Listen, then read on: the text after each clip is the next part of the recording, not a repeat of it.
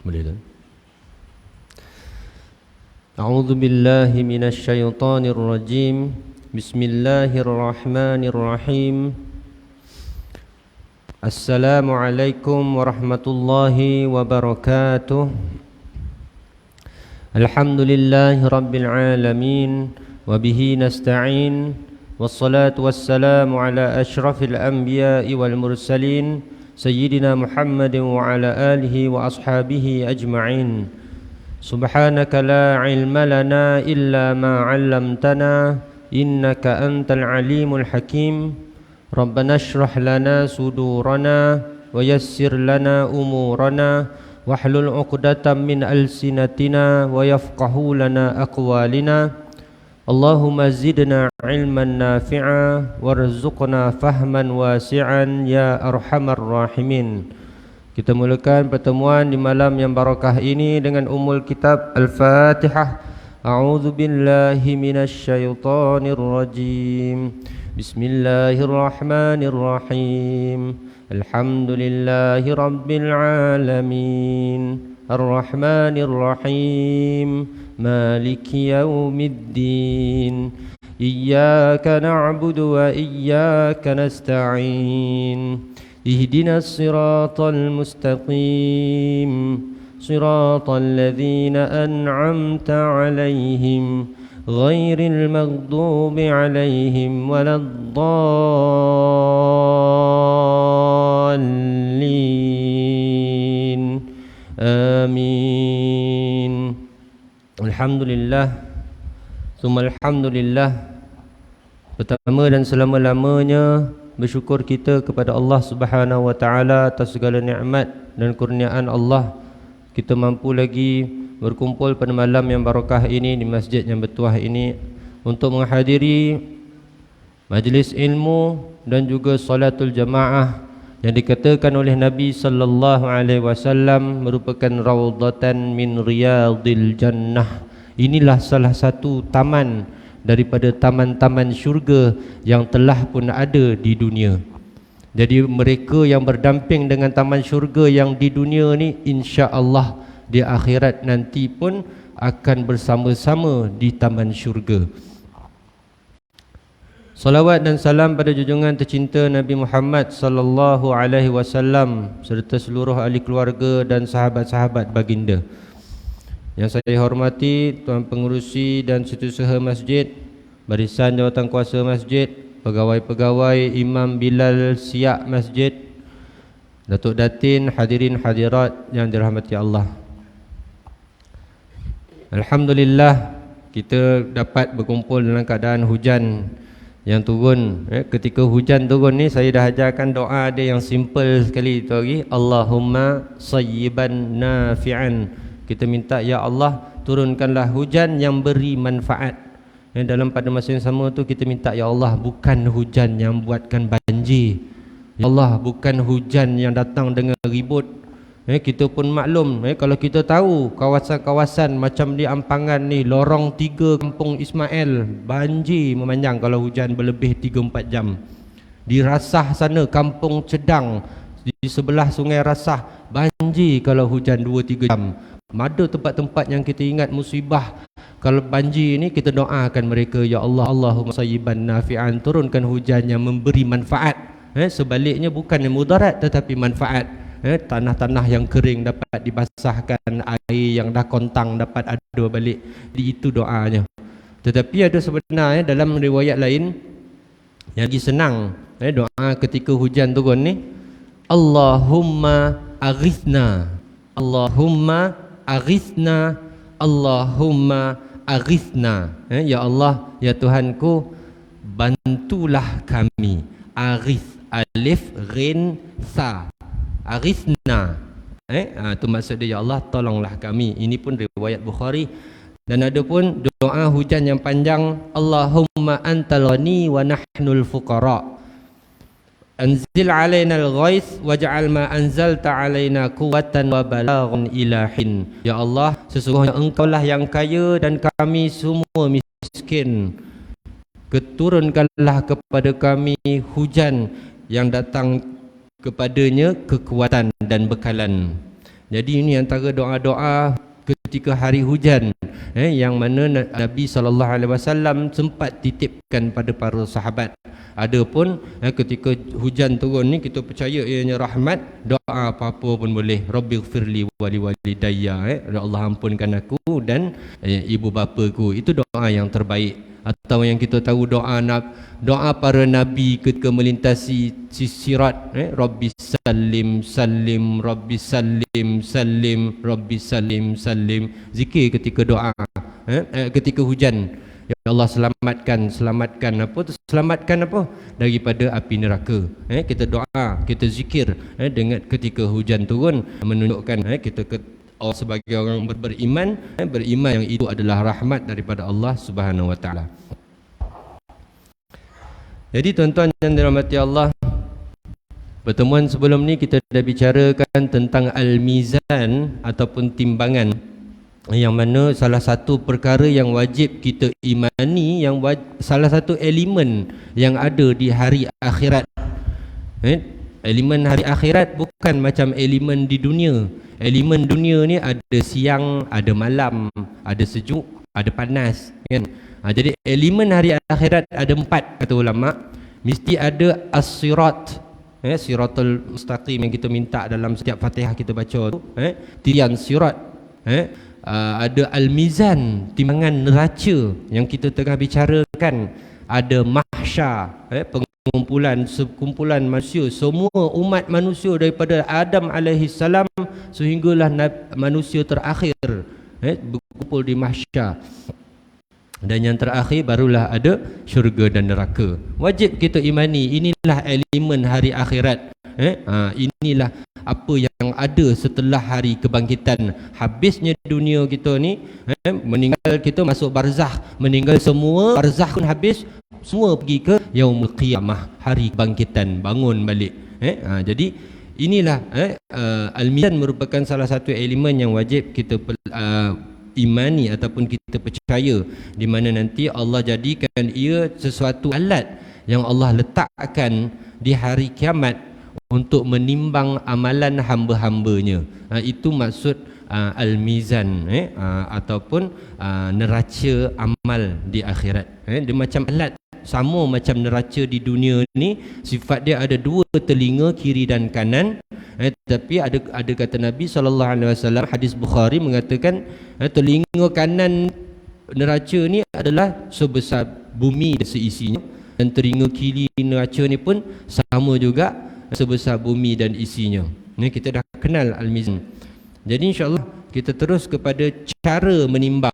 Imam Qurtubi rahimahullah taala anhu dalam kitab Rahsia Kematian, Alam Akhirat dan Kiamat, ada bicarakan tentang cara menimbang amalan dan orang yang membantu mengatasi kesusahan saudaranya. Antara subtopiknya, bagaimana Allah timbang amalan tersebut berdasarkan hadis Nabi SAW riwayat At-Tirmizi. Dalam hadis ni satu hadis yang panjang, saya ringkaskan dengan kata mudahnya. Kata Nabi SAW, nanti setiap manusia ni akan datang pada hari akhirat ni dengan membawa buku-buku amalan. Buku amalan ni sangat besar, sangat besar, yang mana banyak pendapat yang mengatakan ianya setinggi langit. Kalau kita baca sikit, Allah bertanyakan, adakah yang tertulis dalam kitab itu suatu yang kamu nafikan? Buku amalan ni yang kita bawa, setiap manusia akan bawa ni, adalah terkandung di dalam dia setiap amalan kita ataupun setiap perbuatan buruk kita, dari umur akil balik sampai kita meninggal. Satu pun tak miss. Jadi bila sampai depan Allah, Allah akan tanya, ada tak benda yang kau nafikan dalam kitab, dalam buku tu? Adakah kau telah dizalimi oleh pesuruhku, yakni malaikat pencatat tu? Jadi setiap hamba akan menjawab apa? Tak, semua perkara dalam ni adalah benar, wahai Tuhanku. Lagi, kemudian buku amalan ini ditukarkan dengan satu bitaqah. Ini yang saya katakan pada pertemuan sebelum ni, hadis bitaqah. Bitaqah ni dalam bahasa Arab bermaksud satu kad, yang mana dari segi lughat, dari segi bahasa, dia kad macam kad Universiti Hawiyah tu kita panggil bitaqah. Kad pengenalan kita panggil bitaqah. Dalam hadis ni nanti, selain daripada bawa buku amalan, kita akan juga diberi satu bitaqah ataupun kad yang ditulis pada kalimah syahadah, asyhadu an la ilaha illallah wa asyhadu anna muhammadar rasulullah. Dan bitaqah inilah yang akan menjadi sesuatu yang ditimbang di neraca tu nanti. Ini kata beberapa ulama berdasarkan hadis riwayat At-Tirmizi daripada Abdullah bin Amr bin Al-As. Saya rasa saya dah ceritakan ada 3 khilaf ulama. Pertama katanya amalan kita yang ditimbang, haji, umrah, solat semua akan ditimbang. Yang ni pula timbang amalan buruk, minum lagi, buat dosa makruh, buat dosa haram, buat berzina dan sebagainya, ke kiri dan kanan. Tetapi yang pendapat kedua, bitaqah saja yang diletakkan, satu kad saja. Jadi semua amalan kita terkandung dalam satu kad tersebut, yang mana akan menentukan syurga dan neraka.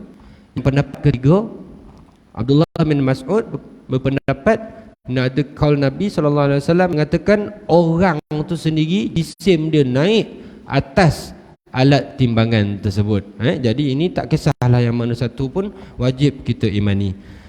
Saya bacakan satu mafhum hadis. Dalam satu riwayat lain dinyatakan, apabila timbangan kebaikan seorang mukmin itu ringan, maka Rasulullah SAW mengeluarkan kad, yakni al-bitaqah, sebesar hujung jari dan meletakkannya pada timbangan sebelah kanan, sehingga timbangan kebaikan menjadi berat, sehingga hamba yang mukmin tadi bertanya dan kehairanan kepada Nabi, alangkah indahnya wajahmu dan betapa mulianya akhlakmu. Siapakah kau wahai Tuan? Tak kenal Nabi SAW. Rasulullah SAW menjawab, aku adalah nabimu dan ini pahala selawatmu kepadaku yang sekarang amat kamu perlukan. Oleh yang demikian, aku telah menepati janjiku kepada orang yang berselawat untukku. Nampak? Dan ini yang setiap hari Jumaat kita imam dengan khatib bacakan, innallaha wa malaikatahu yusalluna 'alan nabi. Sesungguhnya Allah dan malaikat berselawat ke atas Nabi. Ibadah selawat ni bukan manusia je buat, malaikat dengan Allah berselawat atas Nabi. Ya ayyuhalladzina amanu sallu alaihi wa sallimu taslima. Wahai orang beriman, berselawatlah kepada dia. Hi itu balik kepada baginda Rasulullah sallallahu alaihi wasallam. Waslimu taslima, dan berikanlah salam kepada Nabi sallallahu alaihi wasallam. Itu ayat Quran. Jadi ibadah selawat ni besar tak besar, malaikat selawat, Allah pun selawat. Barang siapa yang selawat pada Nabi sallallahu alaihi wasallam, Allah selawat balik atas nama dia. Dan inilah antara dia, Nabi SAW memberatkan timbangan baik seseorang yang rajin berselawat. Sebelum ni pun saya dah katakan satu hadis lagi yang masyhur, kalimatan khafifatan alal lisan, 2 kalimah yang ringan di mulut, saqilatan alal mizan, tetapi berat di mizan, habibatan ilar rahman, menjadi sangat disukai oleh Ar-Rahman. Apa kalimah tu? Subhanallahil azim, subhanallah wa bihamdih. Ini yang kita zikirkan, subhanallah wa bihamdih, subhanallah wa bihamdih, subhanallah wa bihamdih. Dengan subhanallahil azim, subhanallahil azim. 2 kalimah, kata Nabi, ringan mulut, berat dekat timbangan. Maksudnya beratkan timbangan baik kita. Dan habibatan ilar rahman, sangat disukai oleh Ar-Rahman. Itulah dia, subhanallah bihamdih, subhanallahil azim. Ada orang di dunia ni, tuan-tuan dan puan-puan dan mati Allah, Allah jadikan dia ahlul ibadah. Dia ni rajin beribadah, solat, ahlul salah, minta maaf. Contoh macam Imam Malik. Orang tanya kepada anak Imam Malik, ayah kau semayang sehari berapa rakaat? 20 rakaat ada. Ini tak masuk wajib ni. Oh, anak dia kata tak, 20. Oh, sikit 10. Tak, 50 tak. Agak-agak tuan-tuan berapa? Imam Malik satu hari solat sunat 200 rakaat. Ahlus solah, memang kaki solat. Ada yang ahlus zikir, Ada orang yang berjanji dengan diri dia, aku la ilaha illallah 1000 kali satu hari tak akan miss. Dia berjanji dengan diri dia, jadi wajib untuk dia buat. Cukup boleh ada masanya? Boleh. Satu kali solat 200, satu kali solat 200, sampai isyak cukup 1000. Ada orang buat, saya dah kenal ramai dah. Jadi dia termasuk dalam ahlul zikir. Ada orang yang tak boleh baca Quran, dia cari jalan lain. Kita berzikir, kita Quran ni tak mahir sangat ni ustaz.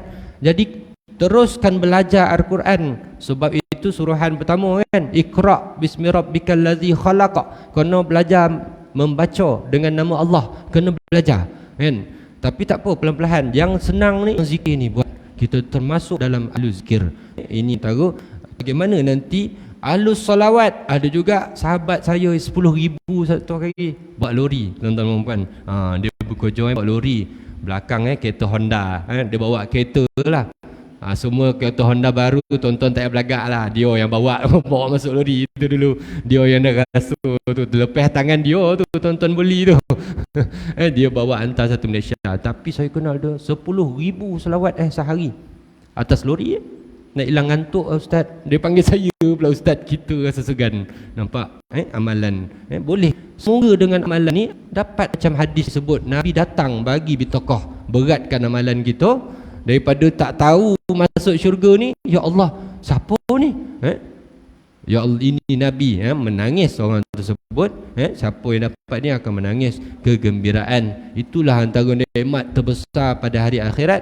Selain berjumpa Allah pencipta kita, kita dikumpulkan dengan Nabi kekasih Allah. Itu antara nikmat dia. Hadis yang lain, Abu Bakar Nuaim Al-Hafiz meriwayatkan hadis daripada Anas bin Malik radhiyallahu anhu daripada Ibnu Umar bahawa Rasulullah sallallahu alaihi wasallam bersabda, sesiapa meringankan beban saudaranya, maka aku akan berdiri di sebelah timbangannya agar kebaikannya menjadi lebih berat.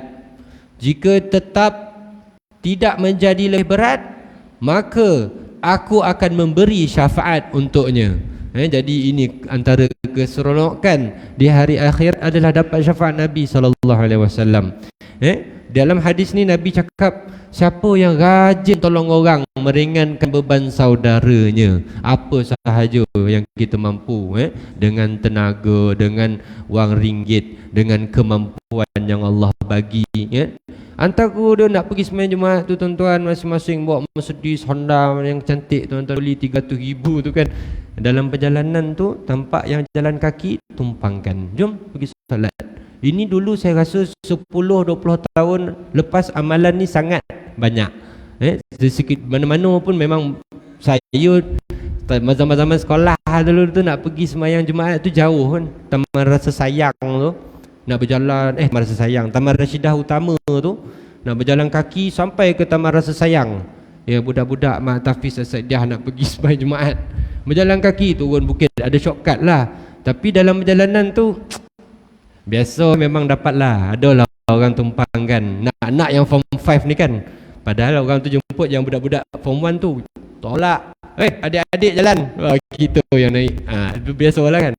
Tapi ini amalan dia, antara dia meringankan beban saudara dia yang lain. Yang tak payah kira untung tak untung. Yang kalau kita tengok tuan-tuan Allah, di Mekah Madinah lagi dahsyat bagaimana Allah orang cari keredaan Allah. Satu orang Afrika di Masjid An-Nabawi, kalau tuan-tuan baru lepas balik ni, baru nak pergi ke, boleh cari dia. Pintu nombor berapa saya tak pasti, saya kena tanya balik. Tapi keluar-keluar pintu nampak dia buat roti. Dan dia buat roti ni tuan-tuan tak pakai, dia majanan, dia tulis majanan likulli. Maksud dia free untuk semua. Siapa nak sekeping ambil sekeping, siapa yang perlukan 5 keping ambil 5 keping.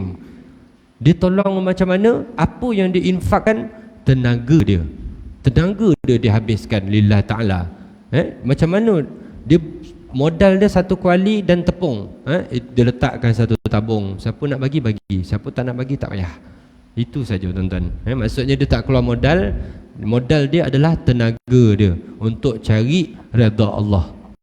Jadi Itu pun antara perkara yang besar bagi orang makan kan. Dalam peristiwa hijrah Nabi SAW yang bagi Nabi dengan Sayyidina Abu Bakar makan disebut oleh malaikat. Yang maksud pekerjaan bagi orang makan ni adalah satu pekerjaan yang mulia. Janganlah pandang sekarang ni kita tak ajar pun anak-anak cucu-cucu untuk cakap terima kasih dekat kantin tu. Kantin sekolah tu kena marah dengan guru besar, kena marah dengan budak-budak, kena marah dengan cikgu, kena marah. Tak ada siapa yang berterima kasih. Padahal pekerjaan kantin ni mulia ni bagi orang makan. Dan yang kerja kantin pun semualah juga. Kita ingat pekerjaan kita mulia, kita jadikanlah makanan tu yang paling terbaik untuk orang makan. Orang Islam pula tu kan, sama-sama bantu orang Islam. Okey, jadi di sini mizan atau timbangan benar-benar hak adanya. Okey, akan tetapi bukan untuk semua orang. Ada orang yang tak perlu ditimbang.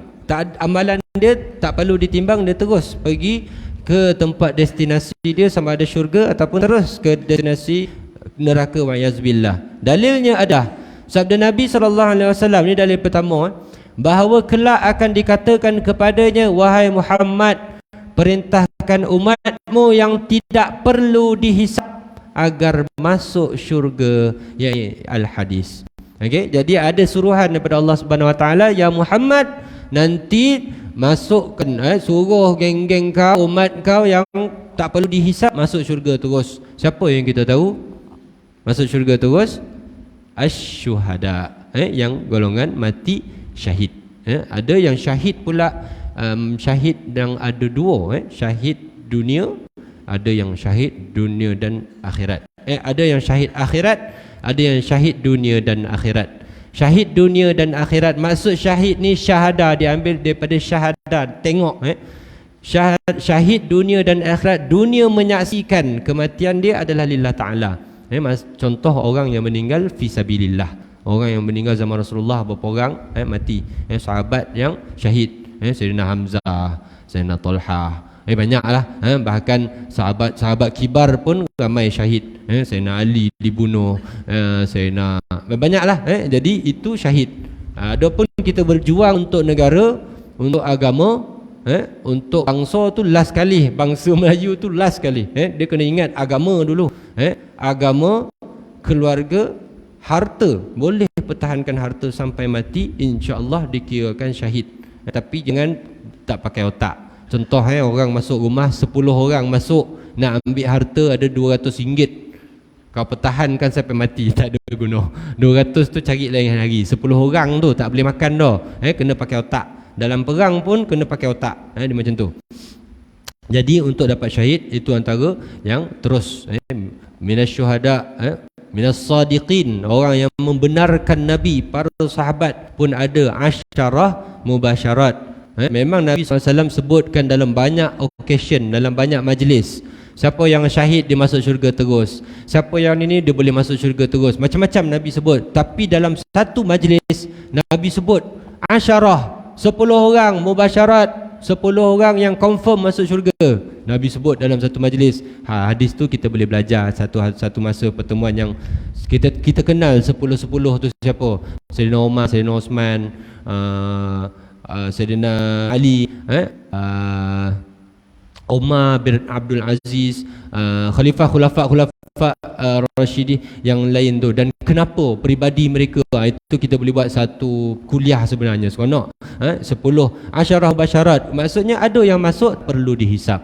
Dan juga dalam surah Ar-Rahman ayat 41, a'udzubillahi minasyaitonirrajim, yu'raful mujrimuna bisimahum fayu'khadhu bin nawasi wal aqdam.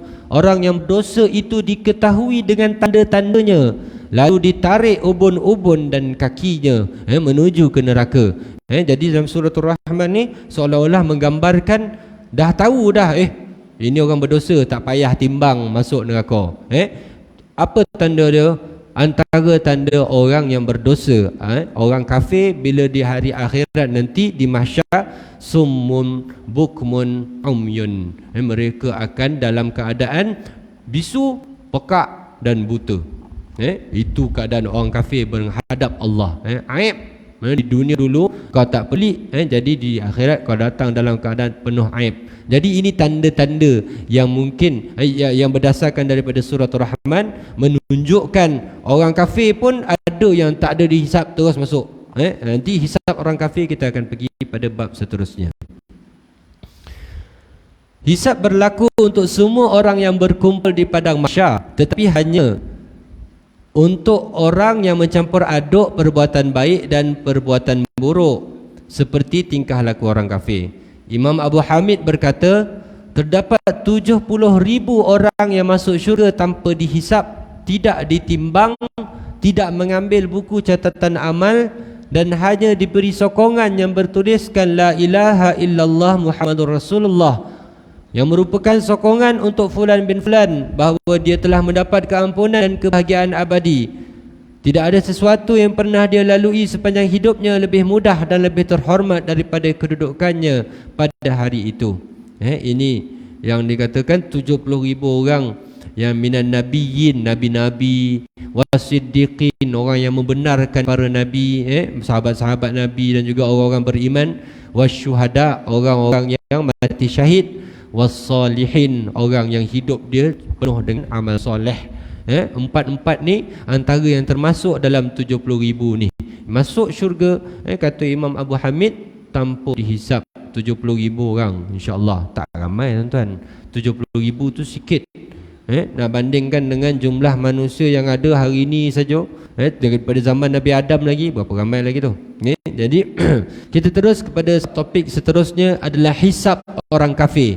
Bagaimana orang kafir? Ada antara kita yang mungkin bernikah dengan mu'alaf yang mana keluarga dia belum lagi memeluk Islam dan ada kematian dan sebagainya. Contohnya di Bukit Cedang tu, imam sendiri, imam ketiga tu, isteri dia adalah mu'alaf yang mana keluarga dia belum sepenuhnya masuk Islam, yang dia sendiri banyak ceritakan pengalaman dia apa terjadi bila ada kematian dan sebagainya. Dan bila saya baca bab ni, saya mengajar di Bukit Cedang, lagi jelas bagaimana kenapa dan sebagainya hisap orang kafir, bagaimana Allah mengadili mereka di hari akhirat. Menghisap amal perbuatan orang mukmin iaitu dengan cara menempatkan amal baik pada kanan dan amal buruk pada kiri. Ini orang beriman. Maksudnya bagaimana pula dengan orang kafir? Okey. Pendapat pertama mengatakan orang kafir tidak mempunyai amalan baik. Segala amalan baik mereka di dunia ini tidak mendapat apa-apa pahala kerana ketiadaan syahadah. Tak pernah la ilaha illallah Muhammad Rasulullah dan tak ada keimanan. Jadi dia banyak sedekah, dia ada bantu orang, dia ada merapatkan dua silaturahim bagaimana Nabi SAW sebutkan, tetap tak dapat. Tak ada hisap. Ini pendapat pertama. Pendapat kedua, orang kafir dibawa ke tempat neraca atau al-mizan untuk ditimbang amal perbuatannya. Maknanya ada timbangannya. Perbuatan buruknya di sebelah kiri. Setelah itu ditanya kepadanya, adakah kamu mempunyai kebaikan untuk ditempatkan di sebelah kanan? Sedangkan dia tidak mempunyai kebaikan, tak ada kebaikan, sebab macam pendapat tadi, dia buat baik pun tak ada pahala. Setelah timbang, sisi al-mizan yang kosong terangkat ke atas dan sisi timbangan yang berat tadi turun ke bawah, sehingga timbangan kebaikannya amat ringan. Kemudian Allah menggunakan perkataan khifah, yakni keringanan, kerana kebaikannya kosong sehingga timbangannya ringan. Biasa perkataan khifah ni Allah ringankan azab, tetapi di dalam al-mizan khifah ni ringan kerana tak ada langsung timbangan pada sebelah kanan. Ini orang kafir punya pendapat kedua, bagaimana orang kafir dihisap. Yang pendapat ketiga, bagi orang kafir yang mempunyai amalan baik seperti menyambung silaturahim, memerdekakan hamba dan suka memberi pertolongan, dan jika yang beramal seperti itu orang Muslim, tentulah amalan itu menjadi banyak di sebelah kanan. Orang kafir juga demikian, kebaikannya ditempatkan di sebelah kanan. Ini khilaf, tetapi tak terangkat. Kerana apa? pada zahirnya nampak macam ada kebaikan, tetapi tak ada nilainya di sisi Allah kerana tiada keimanan. Maksudnya nampaklah banyak walaupun orang kafir yang baik ini, sebelah kiri dia banyak sebab dia punya dosa, sebelah kanan dia pun banyak sebab dia punya kebaikan, tetapi yang banyak di sebelah kanan tu tak ada nilai, dia tak berat, dia ringan, dia tetap tercampak. Itu yang dipanggil sebagai khifah.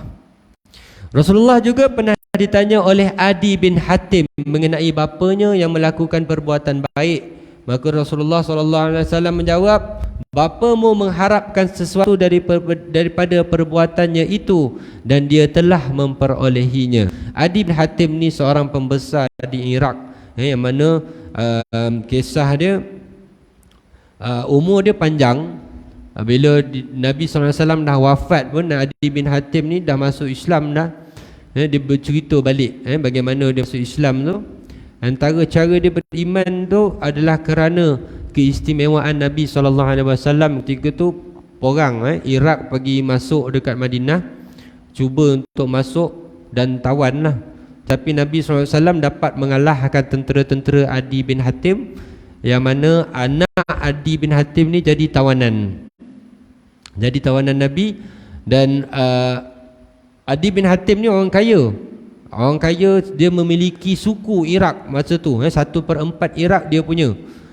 Jadi dia dah bawa tentera lain untuk serang, tapi dalam perjalanan tu masa dekat Syria, ada tentera-tentera dia yang dibebaskan, yang berjumpa mereka di Syria untuk bagi pesanan. Kata dia, tak payah bagi perang lagi dah, mereka semua dalam keadaan gembira. Sampai-sampai di Mekah, Adi bin Hatim terkejut. Layanan pada tawanan perang mereka first class. Nabi SAW tak ikat, Nabi SAW tak ada paksa, Nabi SAW dakwah dengan cara baik, tu ceritakan keadaan sebenar dan sebagainya. Sampailah Adi bin Hatim sendiri masuk Islam. Bila dia dah masuk Islam tu, inilah antara soalan dia, macam mana bapak aku dulu tu. Bila bapak dia nampak peristiwa ni, bapak dia tak sempat masuk Islam. Adi bin Hatim tawanan tu yang masuk Islam, tapi bapak dia jadi baik, banyak dia infakkan harta-harta dia dekat Iraq tu, dia bagi pada negara dan sebagainya. Jadi Adi bin Hatim tanya pada Rasulullah, bagaimana perbuatan bapak aku tu? Dia tak Islam, tapi dia sangat banyaklah buat kebaikan. Dia bertaubatlah dalam istilahnya kan, cuma tak sempat masuk Islam. Jadi Nabi SAW kata apa? Bapa kau buat macam tu mengharapkan sesuatu, dan dia telah pun memperolehinya. Nabi tak cerita lebih-lebih. Maksudnya Nabi cakap adalah kebaikan yang mungkin dia dapat. Antara dia kebaikan yang dapat pada orang kafir di dunia ni, dia diringankan sakarat. Sakaratul maut dia tak sakit. Untuk Allah balas kerana kebaikan dia di dunia, tapi masuk di akhirat tetap di dalam neraka. Ataupun yang keduanya, dia diringankan azab di dalam api neraka nanti. Itu antara balasan kepada orang kafir yang di dunianya banyak lakukan kebaikan.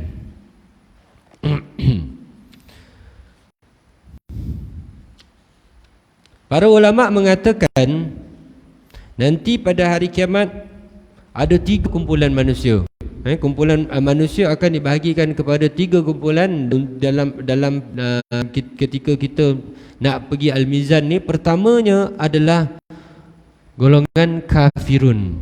Orang kafir yang mana macam tadilah, hisab dia ni memang tahu dah, hisab dia ringan, kebaikan dia akan jadi ringan dan dia akan masuk ke dalam neraka. Yang keduanya adalah golongan muttaqun. Muttaqun ni golongan-golongan yang tak melakukan dosa besar, ataupun yang pernah melakukan dosa besar kemudian bertaubat dan tak buat lagi dah. Itu muttaqun. Semoga kita ni termasuk dalam golongan muttaqun, orang yang takut kepada Allah. Orang manusia memang tak lari daripada dosa, tapi muttaqun ini orang yang kembali kepada Allah. Dan ada juga golongan yang 3, yang ini yang ramai yang kita takut, mukhallitun, yang bercampur, yang dia baik juga tapi pada masa yang sama bercampur dengan dosa juga. Dalam hidup dia tu mungkin siang banyak buat pahala, malam banyak buat dosa, ataupun siang buat dosa, malam buat pahala. Wa'iyadzubillah.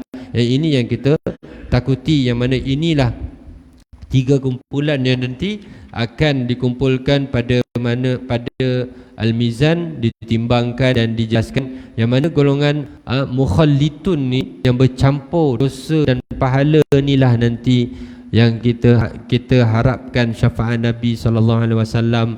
Kalaulah kita ni tergolong dalam golongan mukhallitun, sebolehnya azam kita tak nak lah, biarlah masuk dalam golongan muttaqun tu, memang berlebih kebaikan dia. Tetapi kita ni sedari dia, macam zikir Imam Syafi'i tu kan, aku tak sanggup ke neraka-Mu, aku tak layak ke syurga-Mu, tapi tak pula aku sanggup ke neraka-Mu. Itu zikir Imam Syafi'i, merendahkan diri. Aku tak layak masuk syurga. Kita tahu kita manusia, banyak dosa kita, setiap hari, bahkan setiap masa buat dosa. Tetapi aku tak sanggup ke neraka-Mu. Itulah zikir Imam Syafi'i. Yang mana ada juga pihak yang mengatakan, ni apa ni, nak duduk tengah-tengah. Astaghfirullahalazim. Imam Syafi'i punya zikir ada juga yang pertikaikan. Jangan dengar tuan-tuan dan puan-puan. Lebih-lebih lagi belajar di YouTube, di Facebook ni, kena tengok sumber dia, kena tengok orang dia dan juga isi ceramah dia tu. Berjaga-jaga. Semoga aliran ahli sunnah wal jamaah terus diperkasakan di dalam Malaysia kita ni. Seterusnya, hisap para jin. Adakah jin perlu dihisap macam manusia? Sebab dalam Quran disebutkan, wa ma khalaqtul jinna wal ins illa liya'budun. Tidak aku ciptakan jin dan manusia kecuali untuk menyembahku. Jadi tujuan kita jin dicipta adalah sama dengan manusia, yakni menyembah Allah. Jadi adakah mereka ini akan dihisap, para jin? Dalil dia dalam suratul Baqarah, wallazina amanu wa amilus salihat ulaika ashabul jannah hum fiha khalidun. Dan orang yang beriman serta beramal soleh, wallazina amanu, dan bukan orang, dan yang beriman serta beramal soleh, mereka itu penghuni syurga, mereka kekal di dalamnya. Kata Imam Qurtubi, daripada ayat tersebut, di samping manusia, jin juga termasuk dijanjikan balasan syurga bagi jin yang baik. Firman Allah lagi dalam suratul Ahqaf, ulaika alladzina haqqa alaihimul qaul fi umamin qad khalat min qablihim minal jinni wal ins innahum kanu khasirin. Mereka itu adalah orang yang telah pasti terkena ketetapan azab bersama umat-umat dahulu sebelum mereka daripada golongan jin dan manusia. Jadi disebutkan dalam suratul Ahqaf, mereka, yakni orang yang berdosa, orang kafir itu termasuk dalam mereka yang kena azab bersama yang terdahulu daripada mereka dari kalangan jin dan manusia. Jadi kalau orang dulu masuk neraka, jin dulu masuk neraka, orang sekarang masuk neraka, takkan jin sekarang tak masuk neraka. Itulah dia punya formulanya berdasarkan suratul Ahqaf 18 dan 19. Maksud mereka dalam ayat itu adalah jin dan manusia. Janji dan ancaman untuk jin dan sama dengan ancaman untuk manusia. Allah Subhanahu Wa Taala memberitahu bahawa para jin bertanya, dan Allah menjawab dalam suratul Rahman, dalam suratul An'am, ada yang ayat yang ditujukan untuk para jin. Contoh dalam suratul An'am ayat 130, ya ma'syaral jin, wahai sekalian jin. Tapi wal ins lah. Ya ma'syaral jinni wal ins, wahai sekalian jin dan manusia. Alam ya'tikum rusulun minkum yaqussuna alaikum ayati, tidakkah datang kepada kamu rasul untuk menceritakan kepada kamu ayat-ayatku? Allah tanyakan balik kepada para jin dan manusia. Maksudnya suruhan ketaatan, suruhan meninggalkan maksiat bukan pada manusia saja, tetapi pada para jin juga. Sama nanti di hari akhirat, bukan manusia Islam dan kafir sahaja yang akan dihisap, para jin juga akan dihisap.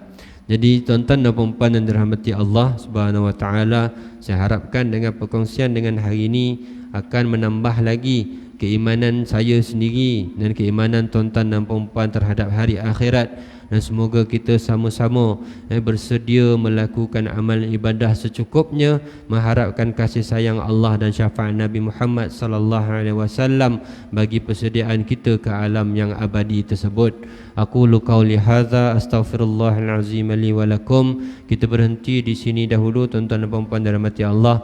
Kita akan sambung pada pertemuan seterusnya, makanan para jin. Saya tak sempat cerita.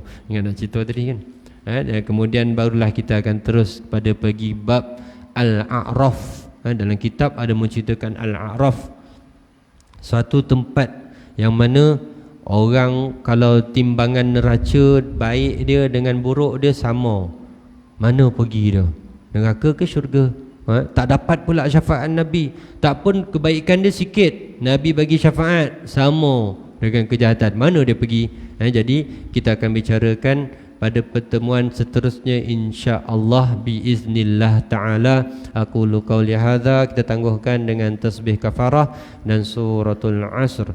Subhanakallahumma wa bihamdika asyhadu an la ilaha illa anta astaghfiruka wa natubu ilaik. Bismillahirrahmanirrahim. Wal 'asr innal insana lafi khusr illa alladhina amanu wa 'amilus solihat wa tawasaw bil haqqi wa tawasaw bis sabr. Assalamualaikum warahmatullahi wabarakatuh.